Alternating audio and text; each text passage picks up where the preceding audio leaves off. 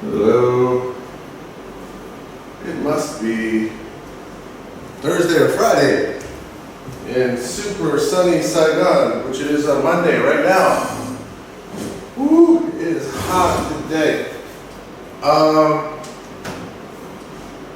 Okay, so I made it to school without the police stopping me, so that was very exciting.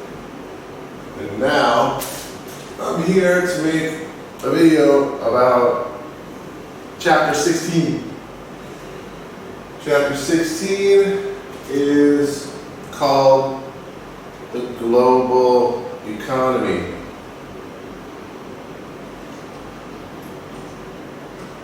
This is a big part of your task as well,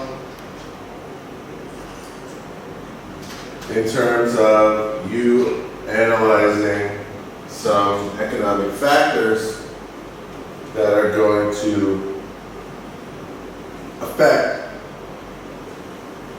your ability to expand to the country that you're researching. And I think the best way to think about this unit is to think about the applications. So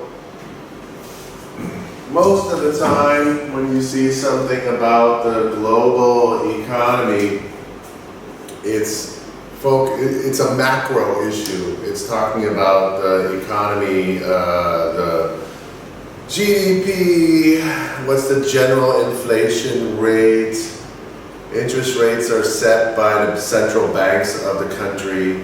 So all of these things are macro, they're all national and sometimes international. But what you're trying to do is you're trying to apply them to a micro situation, which means your actual business.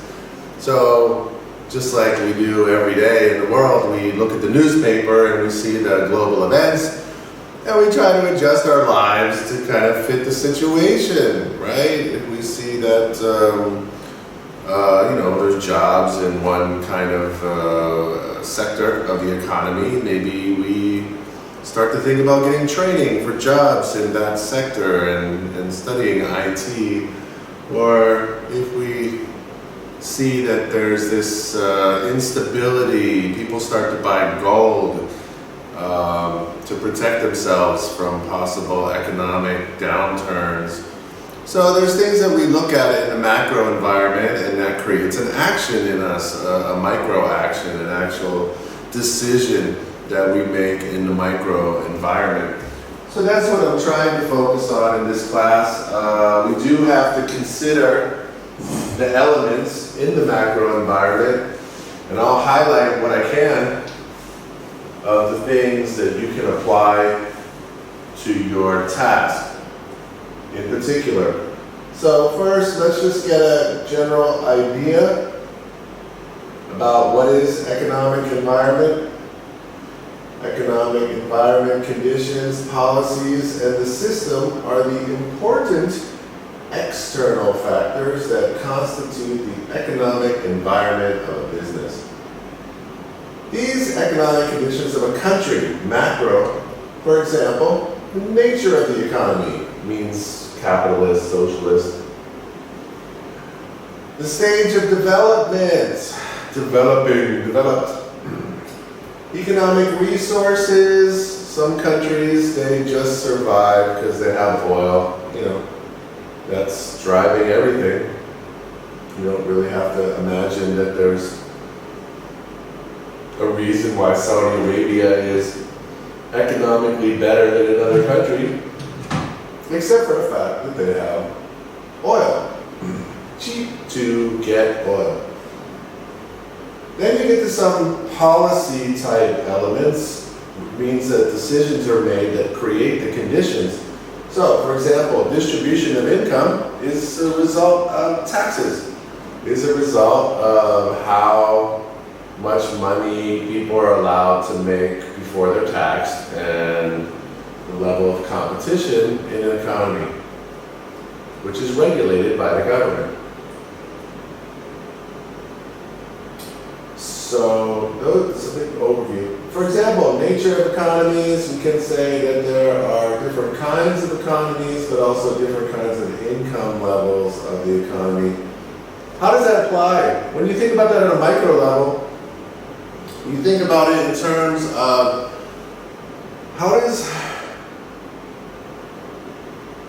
there are goods and services, and this is a very good time to understand this fact, that are based on needs, things that you have to have, shelter, food, basic transportation, and things that you don't really need to have, like a handbag from Coach or a pair of Air Jordans. So things that people need tend to be less elastic. In other words, if there's a downturn in the economy, people still need to pay for their needs, and the luxuries are the ones that go away. They stop buying luxuries and they keep paying for needs. So then you can look at whatever the product that you're selling is, in this case coffee, and you can try to make a determination and say, okay, wait, is this something that is a need or a luxury? So it depends on who you ask. If you ask me, it's a need. Maybe for some people, they would change and substitute a cheaper. Maybe coffee is still a need, but instead of going to a cafe and buying a cafe latte, they're gonna make instant coffee at home if there's an economic downturn. So on the micro level, you have to understand how important coffee is to the customers, independent of the macro issue, which is, okay, they're all rich, but that doesn't mean, if your product is hamburgers, just because people are richer doesn't mean they're all going to buy, the more money they have doesn't mean they're going to buy more burgers. Doesn't have any relationship to that, really, because burgers are a pretty low-level thing, and there's only so many burgers you can eat. You're going to just keep stuffing your face because you're rich. So it depends, especially products that are food and drink. There's limits to how much income is going to affect demand.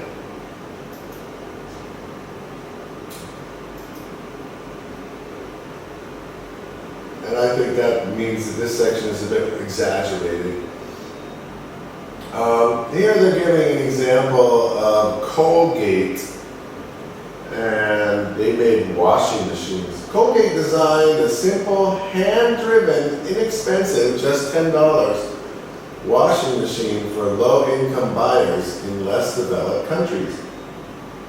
Similarly, the National Cash Register Company took an innovative step backward by developing a crank-operated cash register that would sell at half the cost of a modern cash register, and this was well received in developing countries.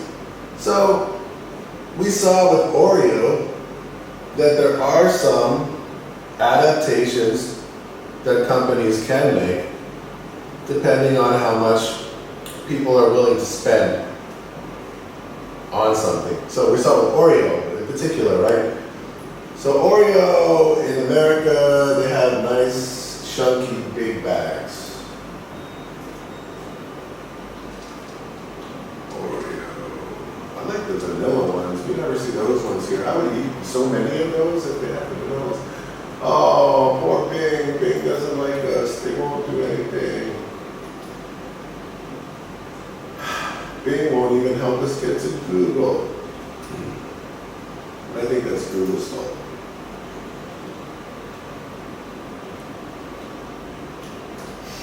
So when you're in the US and you have these choices to buy these things, you have these big packages. Gold and oh my gosh. It's a pretty big bag. It's got 3 rows, and they've got the sticky thing now, so you can keep them fresh enough. And when you go to the US, you always see these big bags. But everywhere else in the world, people don't want to spend $4 or whatever it is to get those Oreos. So other countries have come up with different sizes and packages in order to serve those customers who are only willing to spend so much on cookies. Fair enough, right? So that's the choice that you have too. You know, you can change the portion size, you can change the offering of what kind of products you offer and make them fit into the budget of what the average customer in that country is willing to spend on coffee.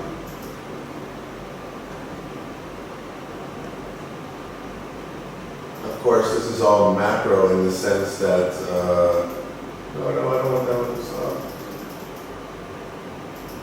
This one I like. So when you talk about economic activity, like on page 103, we all know that the economy can have its ups and downs. Not until recently in Vietnam did we only experience ups over the last 20 years? It's a long time. So this corona thing is really dramatic in a lot of ways. I mean, I have not seen any negative economic activity for, I don't know, since 1994, I guess. Almost everywhere where I've been has had economic growth for the last 25 years. So the level of activity now is slowing. Of course, we can look at the industries that are first to go. In this case, tourism is affected immediately.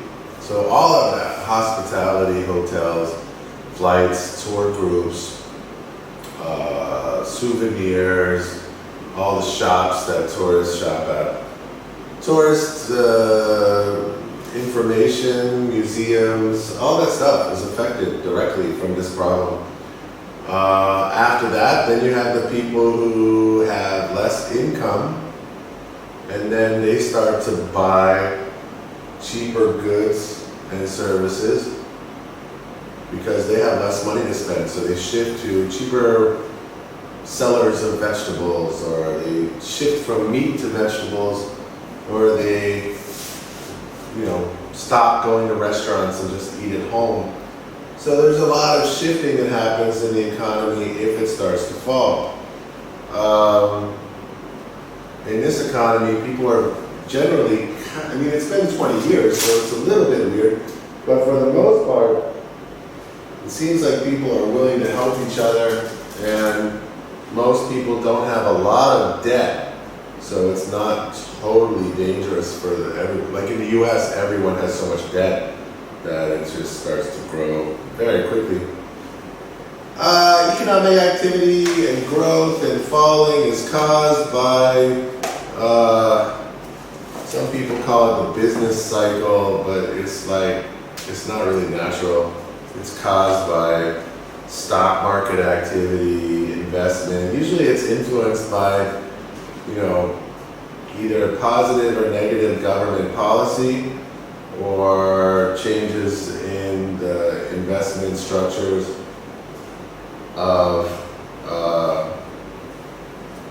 companies, corporations. So if companies send and outsource all their workers to China to get cheap labor, of course there's going to be an economic downturn in the US. If the government had a policy that would penalize them and tax them very heavily for having Chinese factories produce their goods, then they wouldn't do it. And you could keep those jobs at home. So government policy and corporate profits are usually the things that are determining exactly how the ups and downs of the economy. What does it say here? Economic activity. I'm on page 104. Economic activity is influenced by factors such as global prosperity. Well, it is a connected supply chain that we live in now. The world has got to be like one long supply chain. So yes, we are very much affected by what happens in other countries.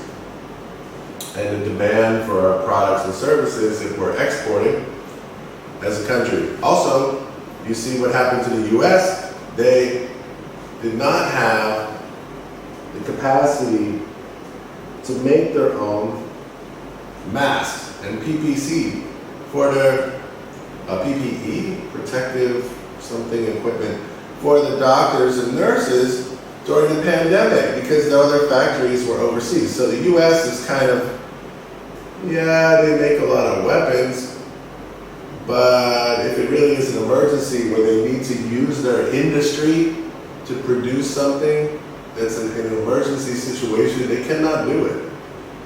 They're actually dependent on China for most of their industrial products. So what does that tell you? That tells you that they shouldn't expect the US to have a war with China because the US would lose because they don't have anything. Imagine if all of China's industrial base was directed towards building military equipment. Jeez, that would get scary quickly. There'd be drones all over the world dropping bombs on people's heads. It would be ridiculous. So, let's be thankful the Chinese are not easy to get angry when the US makes trouble for them. Weather conditions, oh my God. Yeah, I don't know, is that really, I mean, sure, especially when it comes to like agriculture products, they can get affected really strongly by changes in the weather because the crops are either going to be strong or weak, and it's going to affect prices. Technological change obviously increases productivity, right? The reason why technology is a benefit for an economy is that it allows workers to produce more per hour or more per, increase their individual productivity, which adds to GDP. Conflict, yes, obviously, if there's some war, it's going to affect the economy.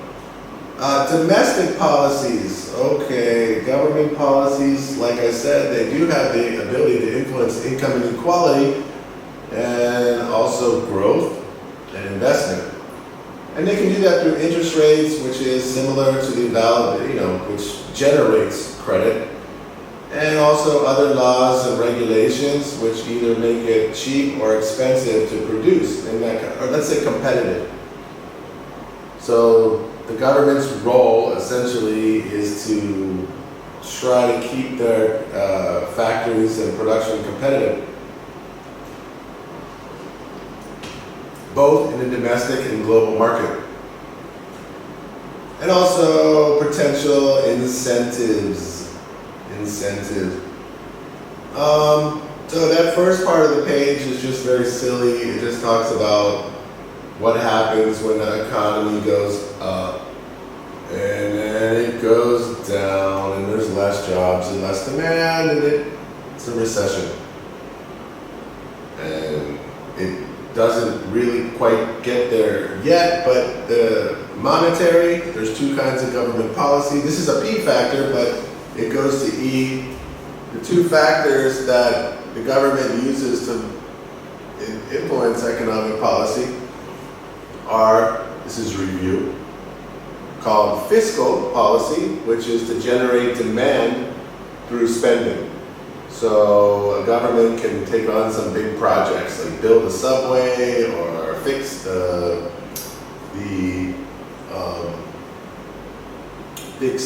infrastructure of the country, or just do some big project, put a lot of people to work, and that would stimulate demand and growth.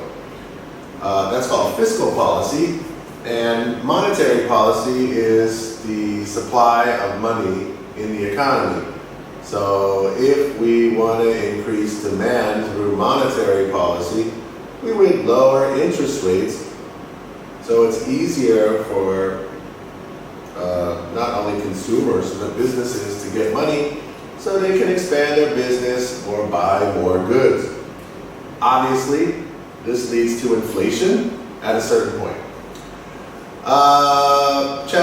Paragraph 4. Australian companies have prospered from the strong growth in China's economic activity. Chinese companies are employing more people and living standards are improving. There has been a huge demand for Australian raw materials to build houses, factories, and infrastructure, such as roads. It seems now that the economic activity in China has plateaued and is maybe slowing. This means that sales and income earned by Australian businesses may fall.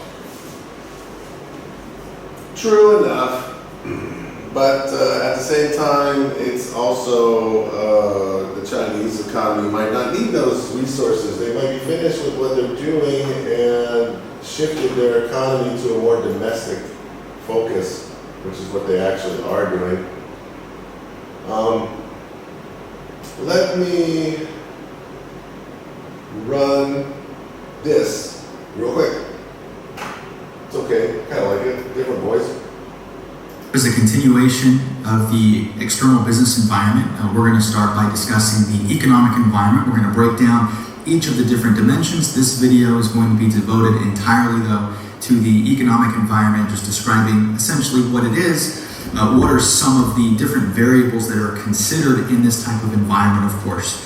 As we've mentioned before, the economic environment exists outside of the scope or control of a particular business. And so unfortunately, we don't have the ability to affect what happens, but by studying it, by analyzing it, we can put ourselves in a position where we can potentially adapt to it and make some changes to our overall strategy for the purpose of making better decisions and ultimately reaching a better outcome, whatever that may look like. So really, what is the economic environment? So the economic environment primarily concerns the health of the economy where the business actually operates. And so we're concerned with ultimately, what is the condition of the economy? What type of position is it in? And how ultimately can that potentially impact our business?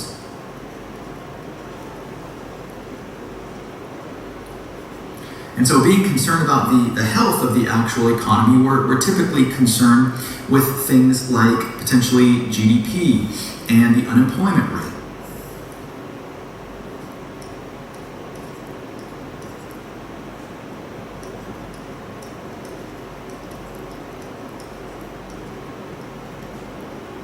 We can also be concerned about things like consumer confidence.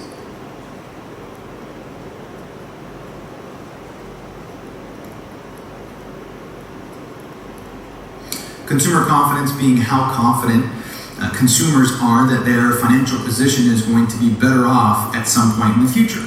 And so if consumer confidence is low, then obviously people have a tendency to try and save more. They don't want to spend because they feel like their financial position may not get better. This is pretty common now. We have a lot of uncertainty with regards to the looming fiscal cliff. And so consumer confidence has been decreasing somewhat because there's a little bit of concern over, obviously a financial position. If tax rates obviously go up, if spending decreases in certain areas. And so that causes consumers to pull back on spending.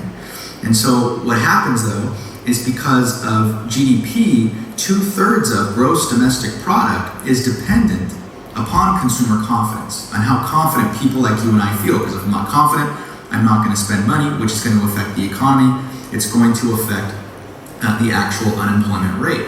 And so this all works in a very kind of cyclical fashion, if you will, because how confident consumers are will affect ultimately what businesses produce, because they're not going to have demand. And then what GDP affects will be unemployment, and it kind of goes in this cyclical type fashion here. But how this relates back to the economic environment is businesses are very, very careful to assess what is the economy like, what are the conditions like, what is gross domestic product like, what is the unemployment rate, what is consumer confidence at? Because if I get a gauge for the health of the economy, I can better understand, how do I adapt to what the economy is like? Now, we saw in 2008 when the recession officially took hold that a lot of companies were downsizing. They were reducing unemployment, they were laying off or terminating employees because the demand for their goods and services couldn't substantiate the size of the workforce. And so by being in tune with what happens in the economy, businesses can make decisions in areas such as maybe production,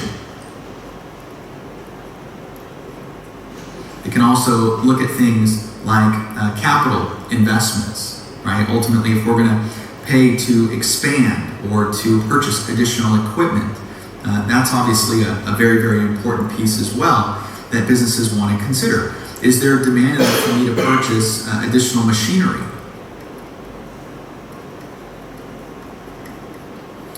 Even your labor force, right? Are we going to need to hire additional employees?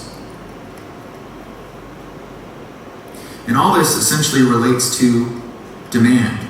I mean, we looked at this last year too. It also has to do with risk. Last year, sure, last semester. The ways that we enter the market, right? You know, there's the low risk ways, like here we're gonna just sell it. We're not gonna do it in this project, but you can just sell it online and have people try to get these copies sent to them internationally. That would still have trouble potentially at customs and with shipping cost. Moving to the next thing, you can franchise, okay? Maybe it turns out that the risks in that country that you're talking about are huge, and that you would maybe want to have something, a better understanding of someone or someone else to take the risk. Going all the way up to the most risky. The most risky is where you would start to move your roasting factories for your coffee company into that country and actually invest money that if you don't make it back, it'll be a loss. So the way that you enter a market is also connected to the kinds of risks that you face in that economy. Not only economically, but also with the legal environment, which we'll talk about later.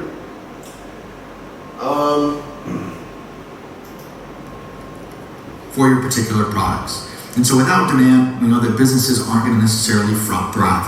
A business needs to maintain some level of profits in order to continue to operate. And so if that isn't present, then businesses need to make adjustments so that they can continue to operate. And assessing the economic environment can certainly provide businesses with an advantage if they know ultimately what to anticipate in terms of demand, so they can in turn match the supply of goods and services with that level of demand. Like I mentioned before, businesses cannot affect what happens in the economy. The best we can do is react to it and put ourselves in a position to leverage those opportunities and attempt to insulate ourselves. Reacting to the external factors, right? Because external factors are generally out of our control. I'm on page 105. Interest rates. Interest rates come from, or they're set by, central banks in different countries. And the interest rate is a commonly used form of government policy to influence how much money is in the money supply.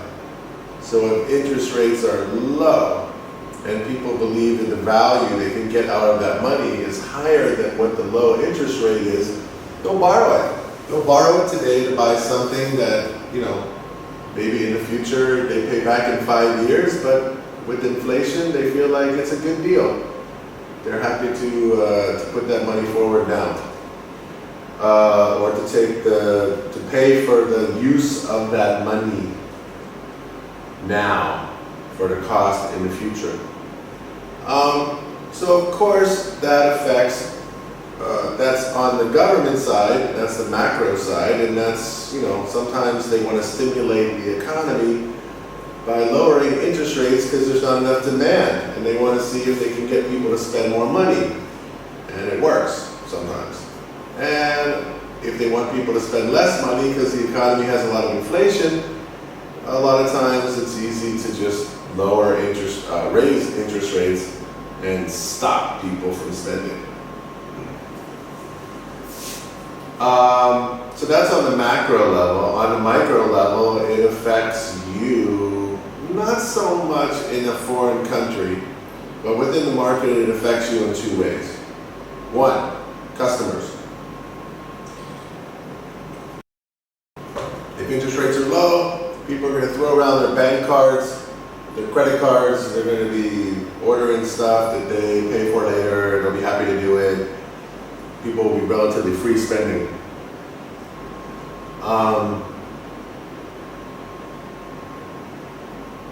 For you as a business, you want to borrow money to expand. So if you're in the same country and you have a bank that is able to finance you and also have the legal rights if you don't pay them back, lower interest rates are good for you because you believe you can turn that extra 4% that you have to pay the bank into 10, 15% profit. And that's the measurement of that use of money. Can you turn that money into a bigger profit than you have to pay back the interest? So the interest rate is going to significantly affect the kinds of finance that businesses in a domestic economy want to choose. That said, it's almost impossible to get a loan. Imagine me as a foreigner in Vietnam trying to get a loan to open a business. To them, I'm not really a citizen. I don't have the same legal responsibilities that I can just get on an airplane and run away and leave the bank with all the debt. So in that sense, it's very difficult. You can't imagine a foreign country to give you credit. So you should understand that, but it's not really affecting the micro too much. Inflation is interesting. Let's read their first paragraph and then I'll critique it. Inflation is a tool for, it says inflation is bad. That's the first thing it says on 105. Inflation is bad for economic activity. Inflation is a measure of the increase in price of a bundle of typical consumer goods, the shopping baskets. And what they do is they calculate the changes month to month, year to year, in a group of goods that everybody buys. Eggs, gasoline, rents, and they put them all together into a group. Basic goods that most people buy, and then they determine the inflation rate from that. It says inflation is bad for economic activity. That may be true in the sense that inflation takes away some of the value of the money that you have in your pocket. So what you can buy now with that money is less than what you could buy before, because prices are going up overall. Generally speaking, though, in the medium term, for consumers, inflation isn't that bad. Inflation usually is followed by wage increases, and wages are not sticky to go up. Wages can go up. They're a little slow, laggy, but they go up. They usually follow inflation. It's usually easy for employees to make the argument to employers. Here, look at the newspaper. The last 3 years, inflation was 10%. I actually can buy 25, 30% less than I could buy. I need a raise. The employer really can't argue the logic. The logic makes sense. So usually wages will follow inflation and workers will be a little bit behind, but not too much.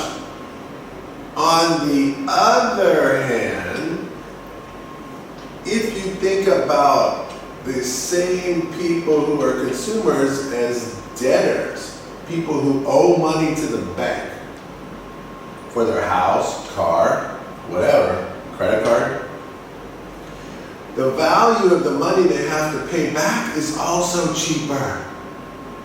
So actually, as someone who has debt, inflation makes it easier for you to pay back the money that you owe. So there's kind of a balancing act. Yes, prices go up and the wages are going to have to follow, but in the end, the real loser in inflation is the bank. The banks who once were owed $100,000 are now only going to get paid $80,000 because that's all that money doesn't change the number. 100,000 it still says 100,000, but that 100,000 cannot buy as much as it could buy before. And so the bank actually loses. So the funny thing about inflation is that you first read everywhere that it's bad. You hear on the news, it's bad. It's like the devil or a ghost rising. And you have to be afraid of inflation at all times. Well, it's because the banks control the news agencies in the Western countries that they make sure that people who don't understand economics are afraid of inflation so they can complain about it even though they should be happy about it, because if they have a lot of debt, if you have a lot of student loans, you should hope that inflation is 1,000%. Because then if you owed $100,000 in the beginning, now you only owe $10,000. So it's inflation is for the debtor. The people who owe money benefit from inflation, but the banks hate it. And the banks have more power in the media, so the banks always tell everyone to believe that inflation is horrible and that we have to be super careful not to have it happen. So inflation usually happens because, like what happens in Vietnam when there's inflation, the biggest inflation that I saw in Vietnam was 2007 to 2009 or 10. No, could have been 2011 maybe. I can't do Bing. I have to change every time. It went really high at one point. I think it was,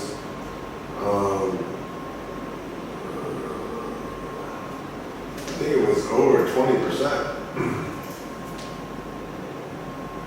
2008. Oh yeah, I was right. 2008 to it was awful. 2008 to 2011.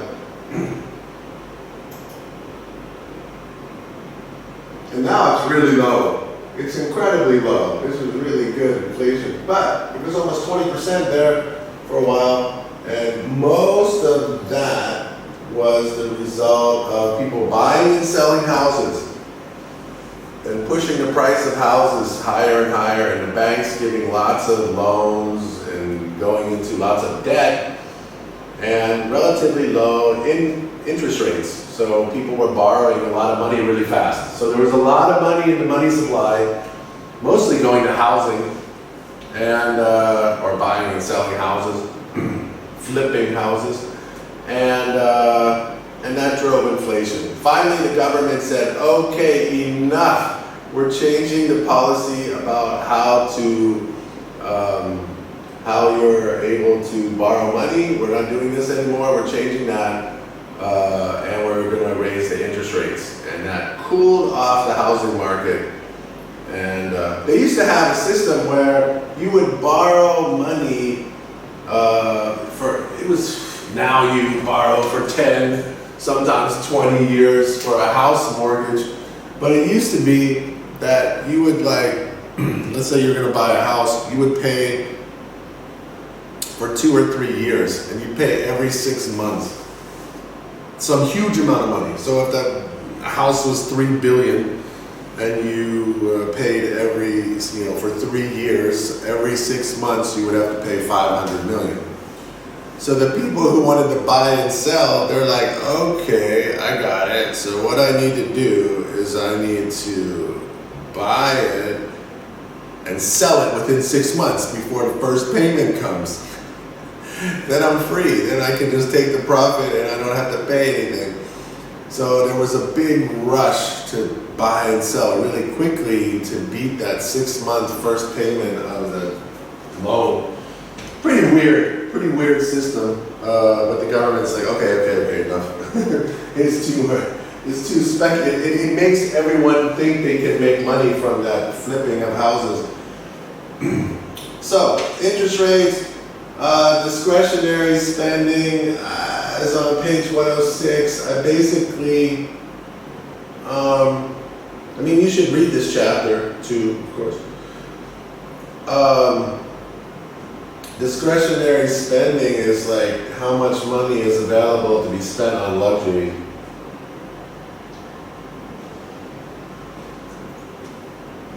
And that pretty much goes back to exactly what I was saying about whether or not the thing that you're selling is a luxury good or something that people feel like they really need for their daily lives. So toothpaste, yes, need. Jewelry, luxury. Transportation, motorbike, need. Car, luxury. Coffee, could be either. Depending on how people feel. Some comfortable, expensive foreign shoes, maybe some people buy them just because they last longer. You know, maybe there is a long-term benefit in something that's better made. So anyway, but discretionary spending means how much money is available for people to spend, and is it rising or is it falling? And that usually ends up, if it's rising, in more luxury purchases. And if it's falling, that means that consumers are going to focus on their needs rather than luxuries.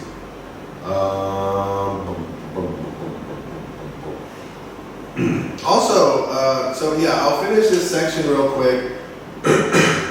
We've done currency before when we did currency risk last semester. Of course, it's good to read this again. The thing in the box on page 107 is fairly worthwhile.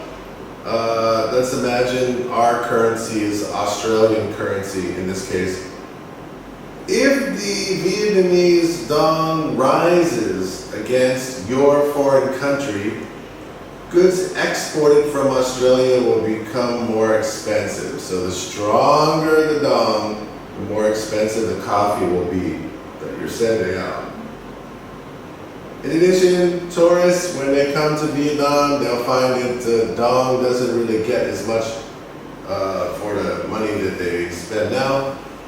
Consumers are more likely to buy cheaper imports than Australian-made goods. So not only are exports stressed if there is a currency fluctuation, local consumers will buy more import products because they're cheaper.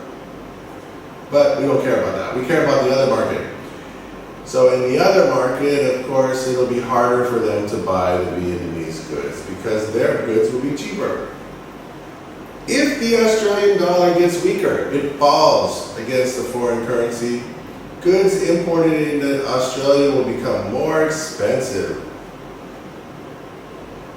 And so therefore, consumers will buy more local made goods rather than imported products. And also,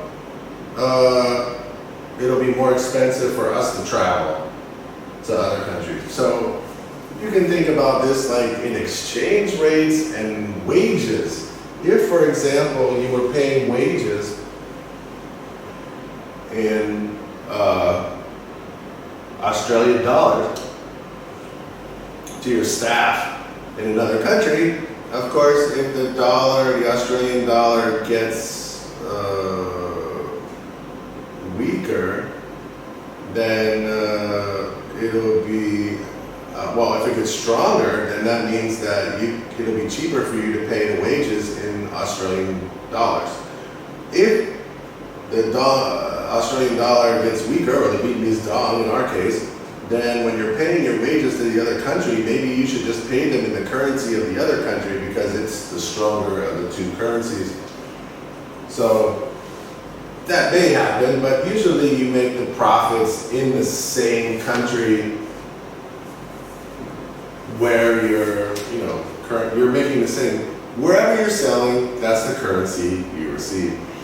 So for the most part, the company should probably be receiving euros or whatever currency it is. This one is very short, but it also has some more influence on, it says, what economic factors impact on our marketing. Influences that marketing, and we think about outside influences that affect us and affect our business and therefore should affect our planning, economic factors are a major consideration. When we think about economic factors, there are all sorts of things we could consider, but what we really need to think about first and foremost is, are people in a position to buy our product? In other words, do people in the market that we're focusing on have the purchasing power they need to buy our product? If they can't afford our product, well, that's probably not a good place to start. So going right along with purchasing power, we have consumer confidence, because what that means is whether consumers are confident that the money they have today, they'll continue to make tomorrow, and so on and so on. When consumers have a high level of confidence, they'll go on with their business and make purchases and buy things. When they have a low level of confidence, they tend to start saving more and quit buying things. So we need to take that into consideration when we decide whether we want to launch a new product or what price we should put on a product. Another concern, especially if we look at going international with our business, is inflation, which is heavily tied to interest rates. So inflation has to do with the value of money over time. With high inflation, money loses value. So you can buy less and less with the same amount of money. This has a direct effect on interest rates, because when inflation is high, it's going to be expensive to borrow money. And that has a lot of impact on us as a business, because most businesses run somewhat on debt. So we need to think about that from our standpoint, but also for the consumer. Next, we have tax rates, and tax rates have a direct and obvious impact on us as a business, because for us to make more money with higher taxes, we have to charge more money. On the other hand, if taxes are lower, we don't have to charge as much money, which could help us sell more, and we can still make the same amount of money in terms of profit. Lastly, we have exchange rates, and these, again, really only come into play for the most part when we're doing international business, but these determine the value of money in one place versus money in another place. So we have to think about these when we set prices on products that we want to sell internationally. So all of these different economic factors are important for us to consider as we plan for marketing success. Okay, so yeah, that's a good ad. I'm gonna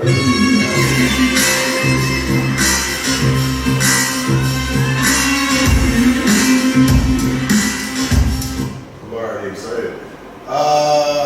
Okay. Okay, it's pretty much done, but just one more highlight here. Are there any other things that affect you? Structure and nature of the economy. Only in a legal sense, really. Economic conditions, income level to a point, but if coffee is something that people drink every day, then they're not going to give it up. It doesn't matter. Distribution of income. What are there might only be two, rich and poor. So if you're in a middle position in the market and there's nobody who's in that position, or there's no one who's willing to buy a luxury coffee, then maybe you will choose those positions. GDP trends, not really relevant for you. Demand and supply trends, maybe for suppliers and coffee. Price trends, quite important. Economic policies, fiscal and monetary are 5 and 6. Already talked about that. Foreign investment and technology policy, that affects you, right? You know, the policy for how to have investment, how much you can own of the company, etc. Foreign exchange policy, trade policy, yes. Industrial policy, not really for you. Industrial policy is about competition, you know, and you're not really gonna face. There's no coffee monopoly usually in a country, I don't think. Membership of WTO, IMF, and trade blocs, yes. And maybe are there any economic sanctions on that country, or quotas, or limits, or protectionism for certain businesses and industries?